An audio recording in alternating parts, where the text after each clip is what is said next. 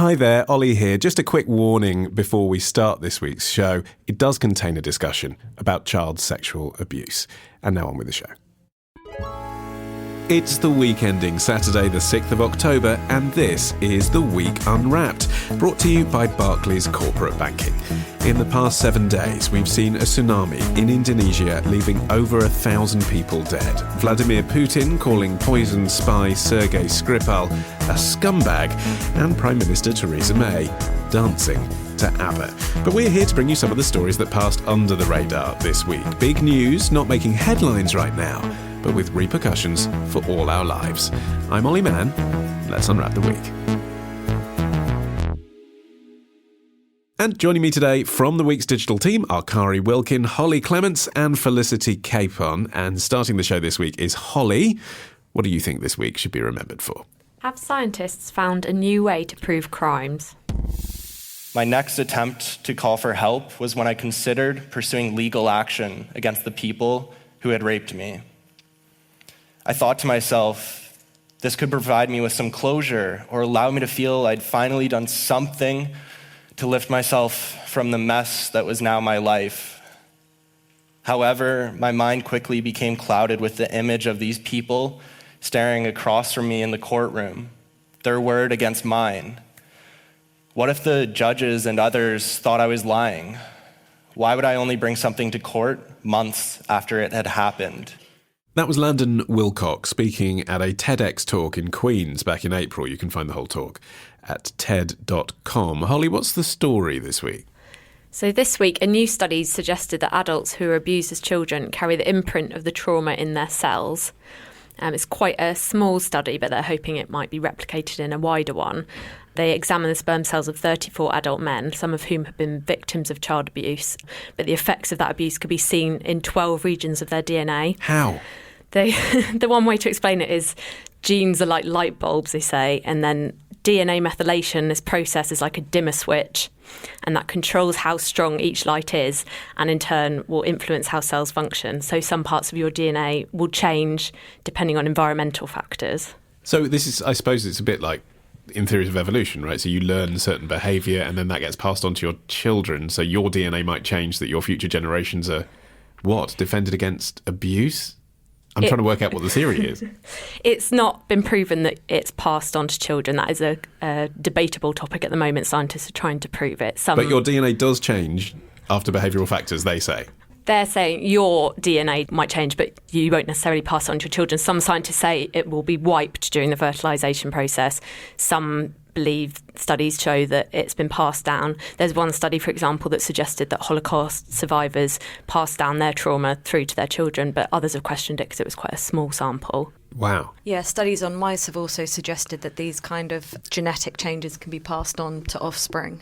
And why are they only studying men in this regard at the moment? That's another complicated one. When you're pregnant, the DNA from your child's eggs are in your body, so that already exists, whereas sperm is created through your life. So it is a slightly different process that they'd have to investigate with women, which hasn't been done yet. But the kind of wider picture for this is that these scientists are saying it could be a useful biomarker for criminal courts weighing up allegations of child abuse. So if you've got a historic child abuse case and you're in court and you've got no way to prove it, they're saying by looking at your cells, you might be able to use that in court for the judge or jury to weigh up whether you're telling the truth. OK, so a DNA lie detector, basically. Felicity, how comfortable are you with that being the future of court? Not massively. I mean, it's not an exact science, is it? And I think what they're sort of very tentative findings, even they say there's a lot of doubt and a lot more work needs to be done into it. And I also think it could be problematic from the court's point of view and from the criminal angle that if it's found, it can be used as evidence. But conversely, if it's not found, that could also be used as evidence for the defence. And there must be other, I mean, you were talking about environmental factors, Hollie, and I mean, what about pollution? And I think there must be other factors that affect your DNA and have absolutely no bearing on whether you've suffered trauma or not. I mean, if there is... I mean, I know that people who have suffered abuse, we already know that there is an emotional imprint. You're more likely to suffer anxiety, depression, PTSD, and that's been quite conclusively proven. And if there was physical evidence, that would be amazing. And if it could be applied to all sorts of things like child abuse and in the era of the Me Too and sort of he said, she said, there'd be arguably proof that you were abused. There might be enough science to back up that change in your DNA, but it wouldn't prove that this particular person you're alleging abused you. Well, That's exactly. the issue, isn't it? Can genes determine what type of trauma suffered? You could have suffered all types of trauma. How can you tell that this was through child abuse?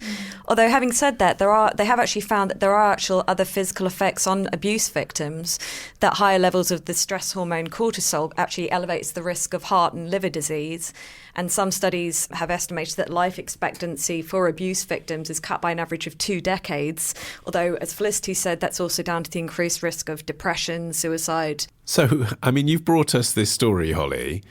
Why do you think this is significant? I mean, it's fascinating, but do you really think this is the science that's going to change the way that we look into abuse in the future? I mean, not necessarily abuse, but it sounds like it's something that's going to affect lots of different areas. It's kind of an ongoing science, which is why it's so interesting. They're looking at loads of different genes and the effects of loads of different things, not just child abuse or the Holocaust, which are very specific traumas to happen to somebody, but all sorts of environmental factors and how that affects our genes. That meeting of environmental factors and scientific genes that you're born with, which comes first, what makes the changes, and whether that can be passed on, is such a fascinating process that is still kind of scientists are still grappling with. But the fact that people are latching onto this story, if they are, Kari, is actually, it sort of says more about the problems we're having at the moment, like we've seen with Kavanaugh in the US this week, where people struggle to believe or question whether they should believe the testimony of victims of all kinds of abuse or sexual violence. And that says more about society than looking for a solution about it, perhaps.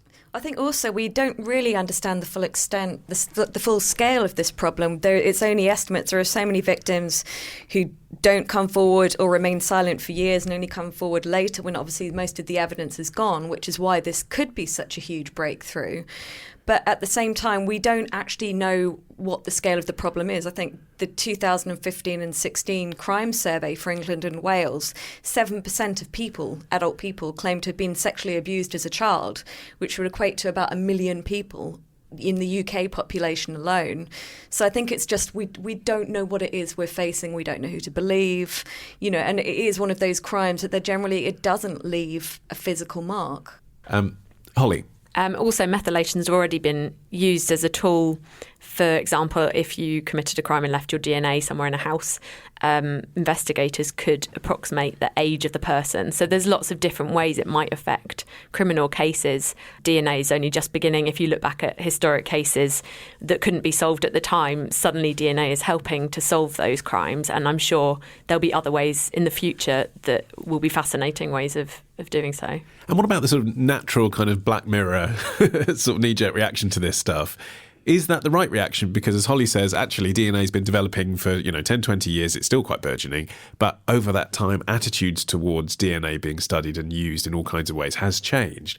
People actually have accepted DNA being used in all kinds of ways in law, which probably when the science was first introduced to people, they would have found quite suspicious and they would have been quite cynical about. Should we be open to this?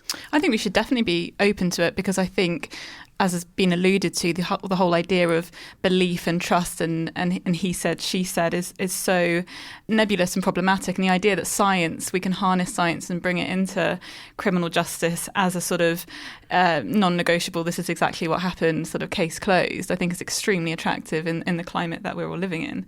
So yeah, it's got to be explored. I remain dubious at the moment. Yeah, can you imagine when fingerprinting was first introduced, people would have been like, that's really, how could that possibly do it? Isn't this just the next stage in that kind of identification? It's just that, as you raised, Felicity, is the issue, isn't it, Kari, of the absence of this proof, not necessarily suggesting that the person's lying.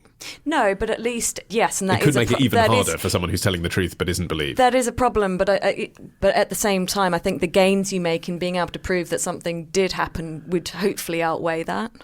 All right, Kari, you're next. What do you think this week will be remembered for? I think this is the week we ask, how should we judge judges? I must tell you that justice must have a human face and human approach. Justice here, the scales of justice has to be balanced as far as possible. That is the true essence of justice. It cannot tilt in either side owing to anyone's aggressive views. That was Justice Deepak Misra, the outgoing Chief Justice of India, speaking this week at his final press conference. I presume the piano was added afterwards. Kari, he retires a content man, he claims. Should he be? Mixed reviews of his performance during his, definitely controversial 13-month tenure. He has made huge steps forward in furthering women's rights and decriminalising homosexuality and adultery. So in one way, he's made a lot of important positive changes to the law. At the same time, he's also been linked to two major scandals and has the dubious honour of being the first Indian Chief Justice against whom an impeachment motion was attempted. OK, give us the highlights of those. So before he even took office in August 2017, it was alleged that in the 80s he'd made fraudulent claims in order to buy land under a government scheme and had then been ordered by a magistrate to effectively hand back the land in 1985, but didn't do so until he was elevated to the Supreme Court in 2012. Then within a month of actually taking office as Chief Justice, there was a row about a medical college admissions bribery scam. There were vague allegations made about him being linked. A bench of senior judges were ordered to look into the allegation, which he then immediately overruled that order and appointed his own bench to investigate. And he sparked a lot of anger by declaring he's concentrated power in the office of the Chief Justice, has declared himself to be the master of the roster, which essentially means he's the deciding authority in terms of what matters are assigned to which judge. And this led to an unprecedented press conference by 4 senior judges in January who basically questioned the way he was fulfilling his duties. OK, so did he jump before he was pushed then? No, he stuck it out till the end. He's resisted the whole time? He's resisted the whole time. He was always going to retire now, was he? Yes, and in fact, during that clip that we heard earlier, he was actually followed by his successor, Chief Justice Ranjan Goji, who was full of praise for him and in this, as he stepped down, and in fact was one of those 4 judges who criticised him in January. So I think this raises all sorts of questions about the power of judges, the fact once they're in, you can't get rid of them. And going back, to our previous debate about Brett Kavanaugh, this has raised all these issues. Over in the US, we've got a very similar thing. And it's all about, I think it raises so many questions about the role of judges. Do they have too much power? Is there an alternative? Well, let's answer some of those questions. The role of judges, do they have too much power, and is there an alternative? Felicity? To start with India and Deepak Misra, from what I was reading about him, he sounds great in terms of the far-reaching verdicts that he's handed down and in sort of protecting and promoting liberty and freedoms in India. From quite a low base in some areas, though, people would argue from a liberal point of view. Sure, but I think that they still stand as, massive landmark verdicts in recent weeks and months this year has been great in terms of decriminalising homosexuality and adultery, which has, just been really transformative in the country. So and in some senses with him in particular, I'm kind of prepared to overlook and sort of say that, he's obviously a champion for liberty and freedom, which is great. And then, I don't know, the US, Where to begin? Well, let's dumb down the question because Kari chucked a lot of them at you. Yeah. Should judges be more accountable? Should we, and by we I mean the world, because every country's different, but should there be a more rigorous process by which we elect our judges? Yes, definitely. I don't see how you could argue against that, really. I think they have to be, don't they? Well, a lot of people in the US are saying this whole thing with Kavanaugh's a bit of a farce, like it would be better if it was all behind closed doors. Some people are saying that. I think the case with the US is that it's the whole of US sort of society and life, everything has now become so partisan, and I feel when I was watching a really interesting documentary actually on Netflix about reversing Roe, it's about the legislation on abortion, Roe v. Wade, and that's looking at the Supreme Court back then in the 70s and how actually the Supreme Justices were far more readily able to rise above partisan politics and work on the basis of what is the best for the country. And I think the problem now is that you're just not seeing that anymore. I think everyone has got these interests. Kari. And I think that undermines the whole issue, the whole expectation with judges is that unlike politicians who are elected by the public, judges are meant to be free to make decisions based entirely on moral reasoning rather than bowing to popular pressure and to go by the spirit of the law. So it's a fatal flaw for any judge to be perceived as being malleable to political influence. And that is increasingly happening. And Holly, do those questions get asked enough in this country? We're talking about the US and India smugly, but most people in this country don't even think who our judges are and how they got there. Yeah, I think by comparison, we're definitely more open. I think since 2009, there's been a log that you can look at and see what misconduct claims have been made against judges and if they've been told off or sacked, which is good in my view that you can see. And I think going back to Felicity's point, yes, it's great what he's done, but if we viewed his achievements differently, we'd be saying a completely different thing if he'd made homosexuality illegal or made decisions like that. This is the argument against Capon, some people say. He's still clinging to that power, creating more power for his office, sort of Turkey style, making more powers for himself without any check. That's a dangerous game in my view, because the next person that comes along might be a complete opposite in terms of liberal views and kind of reverse everything that he's done. But there isn't any scrutiny in this country, really, is there? I'm talking about in the media, I'm talking about amongst the general public, as to how our judges are put in their positions of power. I think our media, I would argue, are better at looking at judges. And say India, I think there was a lot of talk about media being kind of cowed by contempt charges. I would say in England and the UK generally, the media are a little bit forthright about keeping higher powers in check. I'm not sure they're completely unchecked, and I'm sure Parliament wouldn't say mind. Unchecked. It's just I can think of, judge in fishnet stockings has hookers at the weekend type tabloid stories, but I can't think of many serious stories saying, do you know this person's about to become a superior judge? It just doesn't really get discussed. The process is quite hidden. Does anyone here actually know how judges are elected in this country? I admit I had to look it up. And having looked it up, Kari, for the benefit of those of us who don't know. I must admit, I sort of had a vague idea, they're appointed by, and then I was like, I don't actually know who they're appointed by. Actually, since 2006, it's been, until then, it was decided essentially by politicians. So, to claim that judges are divorced from political influences that was clearly ridiculous, which is why the system got changed. Now they're appointed by the Independent Judicial Appointments Commission, which is 15 commissioners, some judges, but the majority are lay persons. It's not very well explained, but from what I can see, these lay persons are appointed by people who are sitting on the existing commission. So they're appointing the judges. England has about 2,000 judges in total. Most of them former barristers, solicitors, or legal academics. But the point is, it's still very much an enclosed world. The public has no say. What about the difference in ethnicity, class? These are people judging people every day who they don't really have any idea about the realities of the lives of most of the people they're sentencing. I mean, this is the thing you hear anecdotally time and again, isn't it? If you've got friends who work in the law in any way, if they're lawyers or even if they are press or if they've just been on a jury, they'll tell you that, the case that I was in, the judge had no idea how Facebook works and the whole thing depended on how a message was sent from one person to another. I mean, these are the kinds of issues you do hear all the time, isn't it? Yeah, you do hear that. There was that famous case where the judge asked what Twitter was and they had to take some time to explain to him. And I think the whole case... Let me tell you how the last 12 years has gone. Yeah. Internet. But I think it's a really tricky one because on the one hand, yes, if you've spent your whole life going to Eton and Oxford and then becoming a barrister and moving in, these circles, do you have any real understanding of the cases put before you? But equally, I think the whole point of these judges, the highest court in the land and all that, is that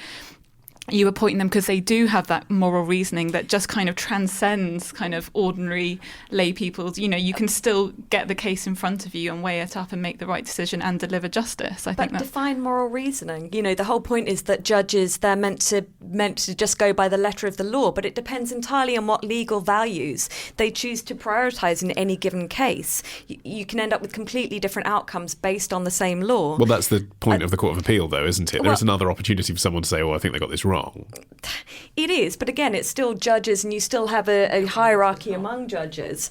And, I think the law is a bit like the Bible. You can read it how you want. You can interpret it in many different ways to come to very many different outcomes. No, it's different. The Bible was written by God. Oh, yeah. Holly. It would be interesting to have more televised court cases. I know the Supreme Court can be televised, but it is only really accessible by broadcasters. There's not like a channel where you could just sit and tune in and watch, because it's supposed to be available to the public, but it really isn't unless you've got the time to go and sit down in the Old Bailey and watch it all day.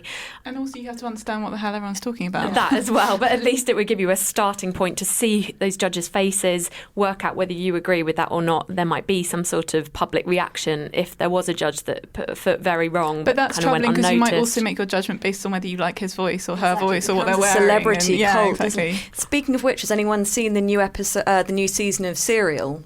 No. Which is basically looking at a court circuit in America, and episode 2 is fascinating. I totally recommend listening to it if you have time. It's about a Judge Daniel Gould in Cleveland's Justice Center, who is another very controversial figure, I think it's safe to say.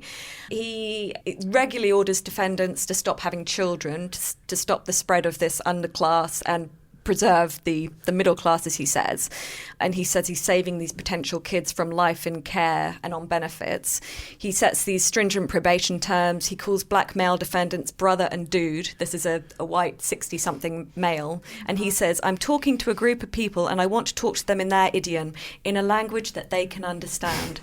He's come up with all these controversial judgments, and he's never actually he's been sanctioned once when he actually tried to coerce a defendant on attempted murder charges into accepting a plea deal, and then threatened to give him a longer sentence if he didn't. And this was before he'd heard a scrap of evidence, and he was elected.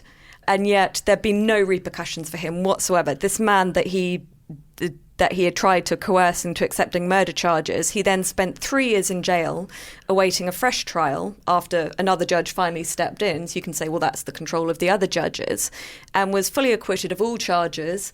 And Gould just got very angry about it all, made no apology, and just said, well, he was essentially said, well, he's clearly guilty, and. All right, dude, thanks for that. Felicity, you're last. What's your story for the week? The story is about a society killing its women. هلو يا جماعة. طبعا مغيرة لون شعري أكيد ما عرفتوني.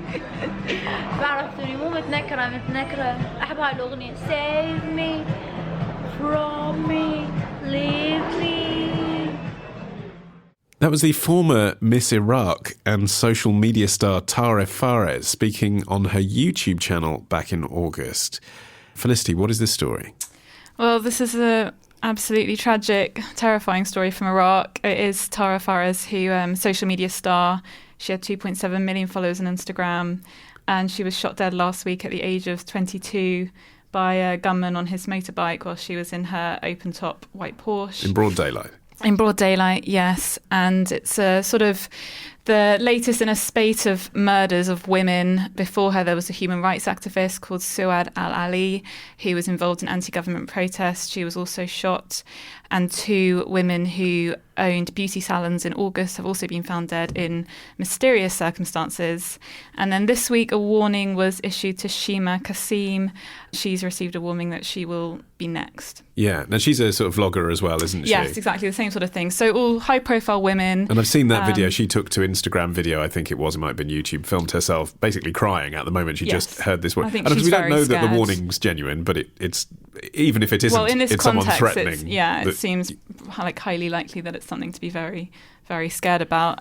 And all these women were high-profile, vocal women. Tara Fares, her Instagram account depicted a life of, daring outfits and makeup and freedom. I mean, she basically dressed like she was in the States, not Iraq. Yeah, exactly. So the theory is that these are Muslim conservatives essentially saying, don't go around dressed like that. Essentially, don't leave the house. Don't express an opinion as a woman in public life in Iraq if you want to keep your life. I would think that's highly likely. I think that's the conclusion that a lot of people are reaching. But her murder has definitely polarised Iraqis and has sparked public discussion. There's still an awful lot of people saying, particularly in the media, these women got what they deserved. They were transgressing social norms. There's been attempts to link them to the sex industry in order to smear them.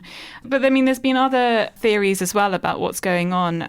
And the outgoing Prime Minister, I think the new one was appointed this week, but the outgoing President al-Badi, his response was interesting. He has said an investigation into all the murders needs to take place, but he said in a statement, evidence suggesting that there is a plan formulated by organised parties to undermine security under the pretext of fighting against depravity. So I think you have to kind of look at the context of Iraq as a whole. This is a country still grappling with decades of violence. Well, that's the thing, isn't it, Holly? Something that actually I hadn't been aware of until this story came about, horrific as it is. is that there were women who were dressed in Western clothes and being video bloggers in Iraq. And it was kind of extraordinary in the first place that there was any burgeoning of that. Yeah, and it wasn't long ago that ISIS controlled great swathes of the country. North of Baghdad, women were being bought and sold as sex slaves, killed, kidnapped. There's still Yazidi women missing or recovering from awful ordeals that they've gone through. So it's not like the country hasn't been tainted with a very anti-women message before. It's this politics of Instagram is kind of interesting to me, and like it's quite a superficial idea in the West, but in Iraq it's such a brave thing to do. It's just to go out wearing what we would probably deem as a normal length skirt, perhaps, is an act of protest in Iraq. But whether it's connected or whether the government want it to be connected, it's hard to tell. It seems like the new thing is the fact that it's in broad daylight. It's very showy kind of murders, whereas before might have been domestic violence at home, hidden behind closed doors. It's not something that's never happened. I'm sure many women have been killed in the same as the UK, sadly. Women have been killed through domestic violence. But it's this very brazen murders that seems to be the new aspect of it. Kari.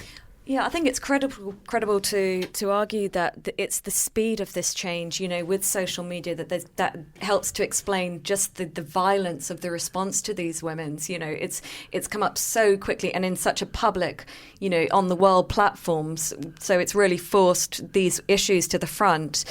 Although the Prime Minister may be saying, well, this could all be part of a plot to undermine security, and it's not really about, as he says, fighting depravity. On the other hand, I think that could be his own smokescreen from which the government can hide behind the fact that Iraqi lawmakers still have a long way to go in terms of improving the status of women within society. It's less than a year since a proposal was put forward to lower the age at which girls can be married to 9. So, I think it's much easier for them to present this as a plot against government as opposed to the fact that there's a major struggle going on about women's rights in Iraq. They did shelve that plan, though, and but the fact it came forward to begin with, of course, and they've tried to get more women into politics as well, which is quite interesting. Again, in the UK, there's still a problem with women in politics, so they're kind of ahead in some ways of trying to get women's rights forward, but obviously failing if women are being shot on the streets for wearing short skirts. I mean, I wouldn't want to be running Iraq myself, that all said. I mean, it must be very, very, very difficult to have any kind of law in that country. So is it fair to criticise their response to these killings, bearing in mind all the other stuff they have to deal with, horrific though they are?